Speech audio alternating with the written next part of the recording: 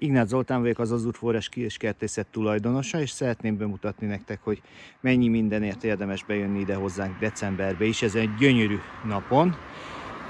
Itt rögtön kitettem egy pár növényt, aminek remélem, hogy ti is úgy látjátok, hogy díszítő értéke van, illetve vannak itt földlabdás, illetve kikonténerezett karácsonyfák. Itt vannak a bogyósaink. Nagyon szépen lehet ezeket is ültetni.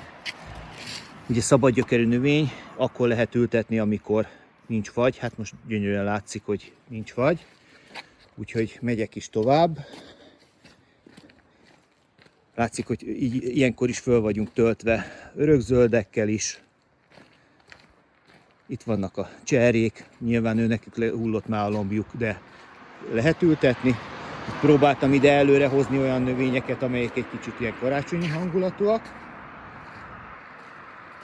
És hát természetesen a gyümölcsfáknak az ültetési szezonja az most van.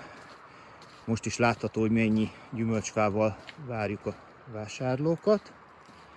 Ezek mind szabadgyökerű gyümölcsfák voltak, és mint az előbb mondtam, ezt lehet ültetni nyugodtan. És most értem a végére a szabadgyökerű gyümölcsfáknak. Nézzétek, mennyi bent van. És ide eljöttem egész hátra.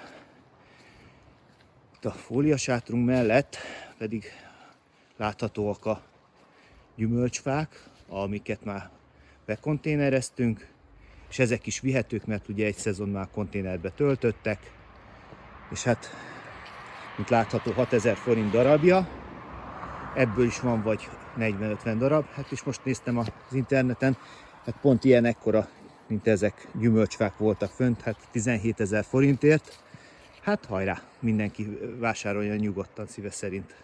De szerintem ezeket, hogyha a saját magatok kiválasztátok, sokkal jobban jártok.